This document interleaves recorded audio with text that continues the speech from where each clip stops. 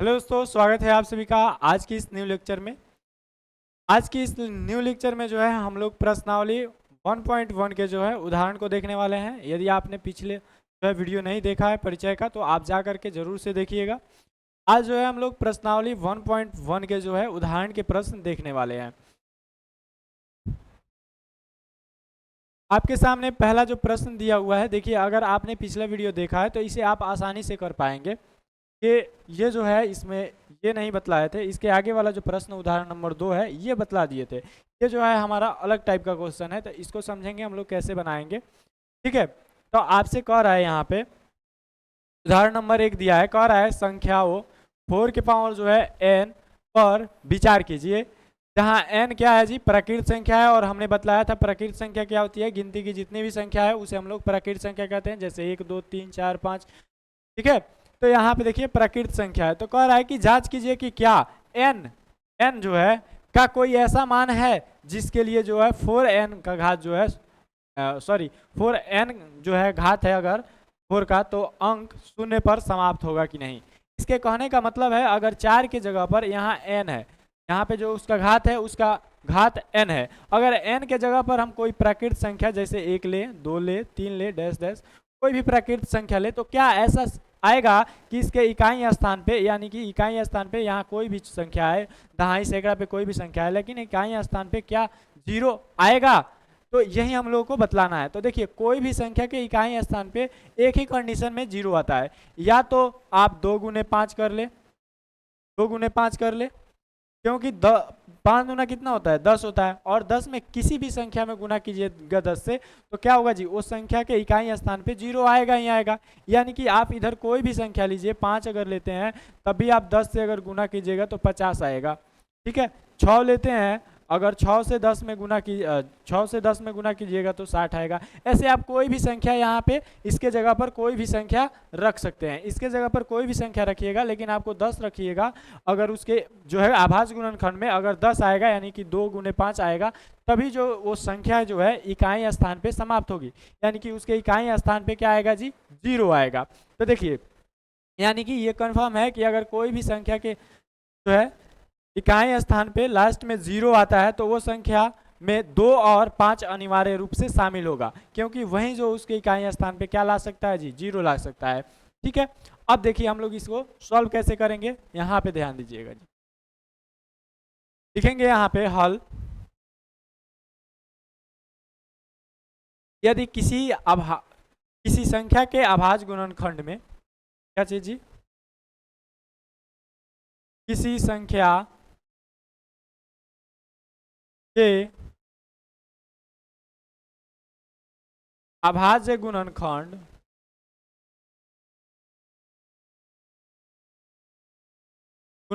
में 2 और 5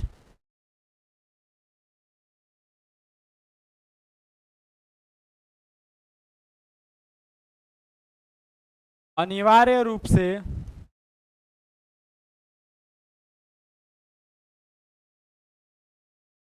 उपस्थित हो, तो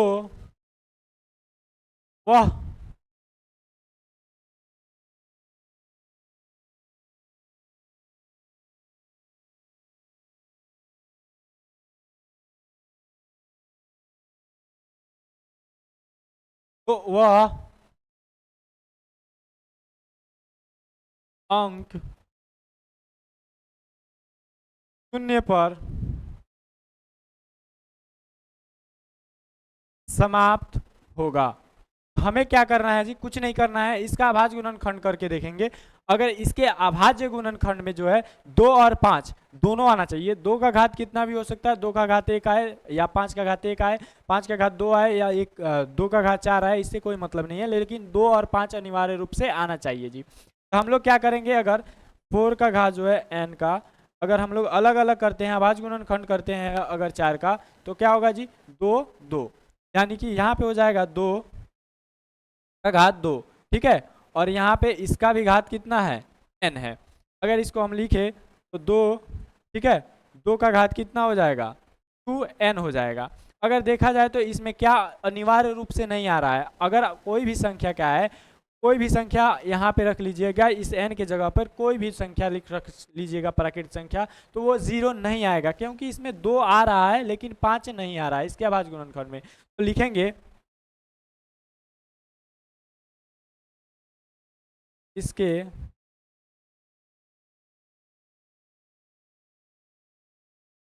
इसके इकाई अंक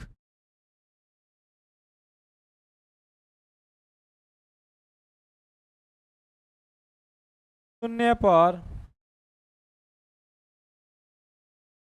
पर समाप्त नहीं होगा, नहीं होगा क्योंकि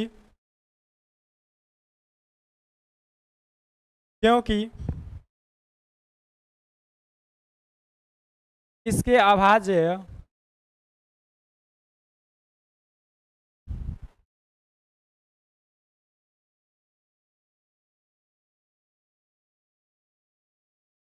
गुणनखंड में 5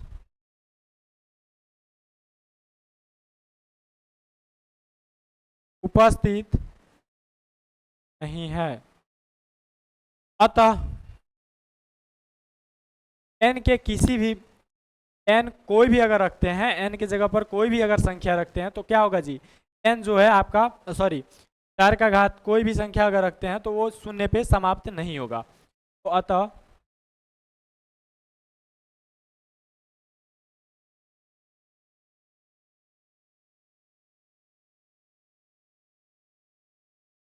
शून्य पर समाप्त नहीं होगा। ठीक है, ये जो था अलग टाइप का क्वेश्चन था। इसमें क्या था कि अगर कोई भी संख्या अगर दिया हुआ है उसका घात कुछ भी हो, अगर इकाई स्थान में पूछ दे कि 0 आएगा या नहीं आएगा तो उसका अभाज्य गुणनखंड करेंगे। अगर उसके अभाज्य गुणनखंड में कोई भी संख्या आ रहा है उससे मतलब नहीं है, हमें देखना है कि 2 और 5 आ रहा है कि नहीं। 2 और 5 दोनों आना चाहिए, अनिवार्य रूप से आना चाहिए। जब आ जाएगा तो वो संख्या का इकाई स्थान जो होगा वो शून्य पे समाप्त होएगा, नहीं तो नहीं होएगा। अब चलिए आगे बढ़ते हैं। अगला उदाहरण 2 नंबर पर दिया हुआ है। 2 नंबर उदाहरण दिया है, कह रहा है कि संख्या 6 और 20 का अभाज्य गुणनखंड विधि से HCF और LCM ज्ञात कीजिए। और हमने कल के लेक्चर में बतलाया था आपको कि कैसे ज्ञात करना है। तो देखिए सबसे पहले यहाँ पे हल हम लोग 6 का अभाज्य गुणनखंड करेंगे तो 2 और 3 हो जाएगा। उसी तरह से अगर 20 का अभाज्य गुणनखंड करते हैं तो 2 से करेंगे तो 10 हो जाएगा, 2 से करेंगे तो 5 हो जाएगा। यानी कि 6 बराबर हो गया 2 गुने 3 और 20 बराबर हो गया आपका 2 गुने 5। लेकिन 2 कितना बार है, 1 और 2 2 बार, तो 2 का घात 2 हो गया। अब देखिए HCF बराबर यानी कि मौसा बराबर आपका हो जाएगा जो दोनों में कॉमन हो। जो दोनों में क्या हो जी, जो दोनों में कॉमन हो, तो दोनों में कॉमन क्या दिख रहा है, 2, तो 2 हो जाएगा। लेकिन इसमें क्या है, HCF में न्यूनतम घात लेते हैं यानी कम से कम घात लेते हैं। तो इसमें सबसे कम घात वाला 1 है, यानी कि इसके घात में कुछ नहीं है, इसका मतलब 1 है, तो इसका भी 1 घात रखेंगे। आप चाहे घात लिखे 1 है तो, नहीं लिखे तो भी कोई बात नहीं है। तो यहाँ पे HCF आपका ये हो गया। अगर बात करेंगे LCM की, तो LCM देखिएगा जो अनिवार्य रूप से दोनों में आ रहा है यानी कि दोनों में उभयनिष्ठ है, वो हो गया 2। और इसका अधिकतम घात उच्चतम घात, तो इसमें का उच्चतम घात कितना है, 2 है, तो यहाँ पे 2 का घात 2। और जो दोनों में नहीं है उसको भी गुना में लिखा जाता है। तो यहाँ पे क्या नहीं है, तो 3 भी नहीं है, 5 भी नहीं है, तो 3 गुने 5 हो जाएगा। तो 2 का घात 2 का मतलब 4 गुने 3 गुने 5, तो हो जाएगा आपका 4 3 12 5 60। तो यही आपका आंसर हो जाएगा। HCF बराबर 2 हो जाएगा और LCM बराबर आपका कितना हो जाएगा जी, तो LCM बराबर आपका जो है 60 हो जाएगा। चलिए अगला प्रश्न देखते हैं। अगला प्रश्न उदाहरण नंबर जो है आपका 3 दिया हुआ है। कह रहा है कि अभाज्य गुणनखंड विधि, कह रहा है कि अभाज्य गुणनखंड विधि, यहाँ पे देखिए अभाज्य गुणनखंड विधि द्वारा 96 और 404 का HCF ज्ञात कीजिए और फिर इनका LCM ज्ञात कीजिए। देखिए आप चाहें तो इसमें कह रहा है कि एक के लिए कह रहा है कि नहीं, आप दूसरा विधि से इसका नहीं निकाल सकते, लेकिन इसको क्या चीज़ से निकालना है, HCF को क्या चीज़ से निकालना है, अभाज्य गुणनखंड विधि से ही निकालना है। लेकिन इसके लिए जो है, इसके लिए कह रहा है HCF LCM के लिए कोई भी विधि नहीं दे रहा है। तो हमारे पास 2 कंडीशन है HCF निकालने के, वो भी हम बतलाएंगे कैसे क्या करना है जी। देखिए यहाँ पे सबसे पहले तो हम लोग इसका HCF निकाल लेते हैं। तो हल करेंगे, हल में 96 और 404 हो गया। ठीक है, अभाज्य गुणनखंड करते हैं, इसका 2 से करेंगे तो 4 8 48 दूना 96, 2 24 दूना 48, 2 12 दूनी 24 और 2 6 दूनी 12 और 2 3 हो गया। ठीक है, और इसका करेंगे तो 2 से करेंगे तो 202 हो जाएगा, फिर 2 से करेंगे तो 101 हो जाएगा। अब हम लोग लिखना चाहें तो इसको लिख सकते हैं 96 बराबर 2 गुने 3 है, 2 गुने 3 है, और कितना बार आया है 1 2 3 4 5, तो कितना बार आया है 5 बार। ठीक है, अब देखिए इसमें देखते हैं तो कितना है 404 है, 2 और गुने 404 है, तो 2 और गुने कितना है 101 है। ठीक है, अब देखिए 2 का घात कितना है 1 2, क्योंकि 2 है। अब देखिए हमसे कह रहा है कि इससे HCF ज्ञात कीजिए, तो HCF यानी कि मौसा बराबर, मौसा में क्या लेते हैं जी, दोनों में उभयनिष्ठ हो, यानी कि दोनों में कॉमन हो। तो ये दोनों में क्या दिख रहा है आपको, 2 दिख रहा है, तो यहाँ पे क्या लिखेंगे 2 लिख देंगे। लेकिन इसमें क्या लेते हैं न्यूनतम घात यानी कि कम घात, तो कम घात इसमें कितना है 2 है, 2 का घात 2 यानी कि 4। आपका HCF निकल करके रेडी हो गया, रेडी हो गया। आप चाहें तो इसी विधि का उपयोग करके LCM भी ज्ञात कर सकते हैं, LCM भी ज्ञात कर सकते हैं। देखिएगा कैसे, आपके ऊपर डिपेंड करता है, क्योंकि LCM के लिए कोई भी कंडीशन नहीं दिया है कि आप अभाज्य गुणनखंड विधि से कीजिए या कोई फॉर्मूला लगा के कीजिए। तो आप अभाज्य गुणनखंड विधि से यहाँ से डायरेक्ट यहाँ से भी कर सकते हैं, यहाँ से आसान होगा, और इससे भी जो है फॉर्मूला भी लगा के कर सकते हैं। तो आप देखिए यहाँ से अगर करते हैं तो 2, क्योंकि दोनों में है तो 2, और इसका अधिकतम घात कितना है जी 2 का घात 5, और गुणे यहाँ पे कितना है 3 भी नहीं है और 101 भी नहीं है, कितना हो जाएगा।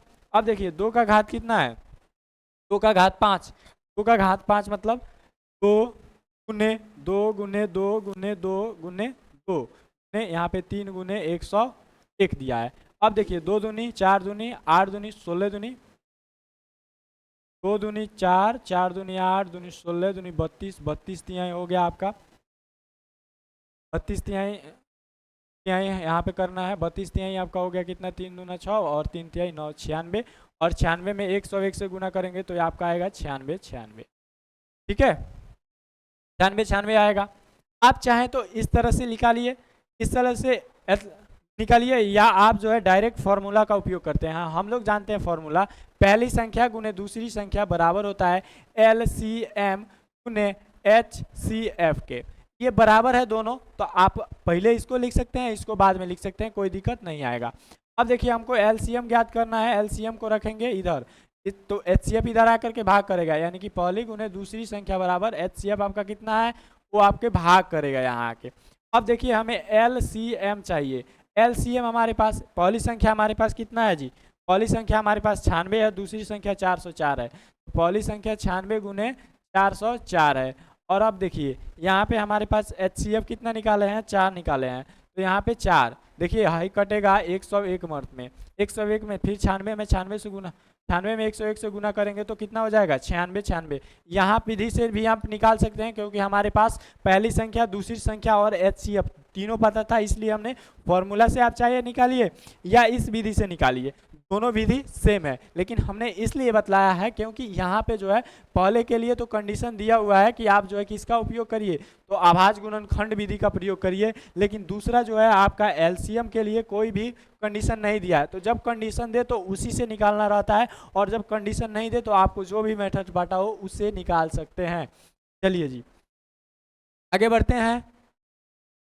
यहाँ पे अगला प्रश्न दिया हुआ है, अगला प्रश्न कह रहा है कि 4 नंबर पर है संख्या 672 120 का अभाज्य गुणनखंड विधि द्वारा HCF और LCM ज्ञात कीजिए। अभी तक हमने 2 संख्याओं को सीखा था, अभी तक हम आपको 2 संख्या के बारे में ही बतलाए थे, जब 2 संख्या दिया रहे तो उसका अभाज्य गुणनखंड करिए, आप HCF निकाल लीजिए।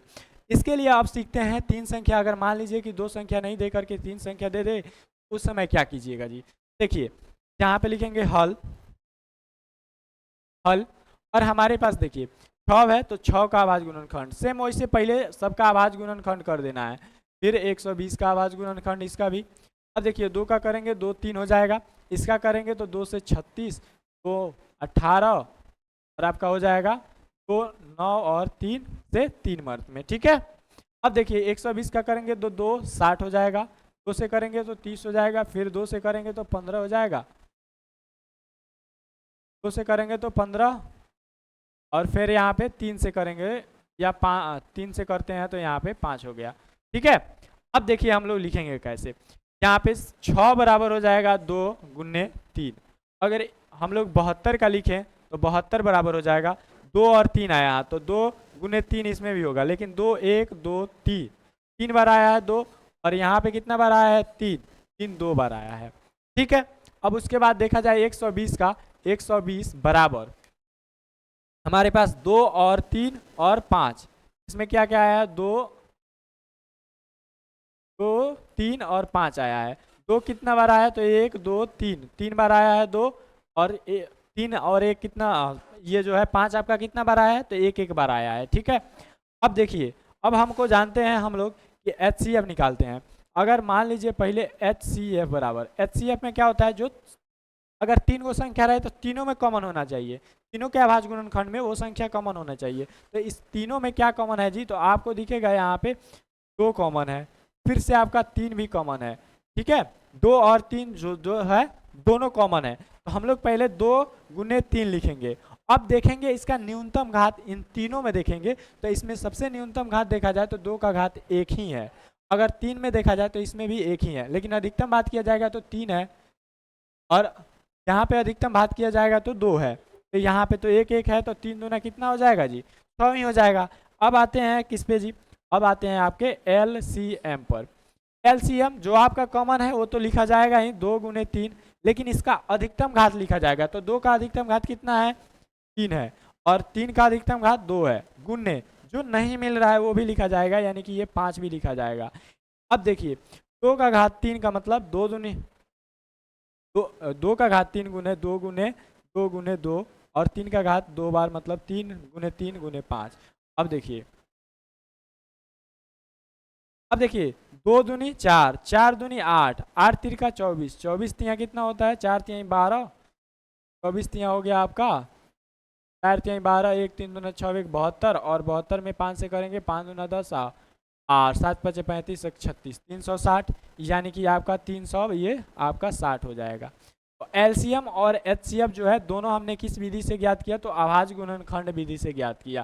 ठीक है, उम्मीद करते हैं ये लेक्चर आपको पसंद आया होगा। यदि पसंद आया हो तो क्या कीजिएगा जी, आप लोग चैनल को क्या कीजिएगा, सब्सक्राइब कर लीजिएगा, चैनल को सब्सक्राइब कर लीजिएगा, और जो है आप लोग इस वीडियो को ज़्यादा से ज़्यादा शेयर कीजिएगा, और जो है वीडियो को भी लाइक भी कर दीजिएगा, और प्यारा से कमेंट करिएगा ये वीडियो आप लोगों को कैसा लगा। और आपने अगर पिछला वीडियो नहीं देखा है तो जा करके पिछले लेक्चर को अवश्य से देखिए, जो है उसमें बेसिक सारे जो है हमने कंप्लीट कर रखा है। अगली आने वाली वीडियो में हम लोग जो है आगे का पोर्शन को कवर करेंगे।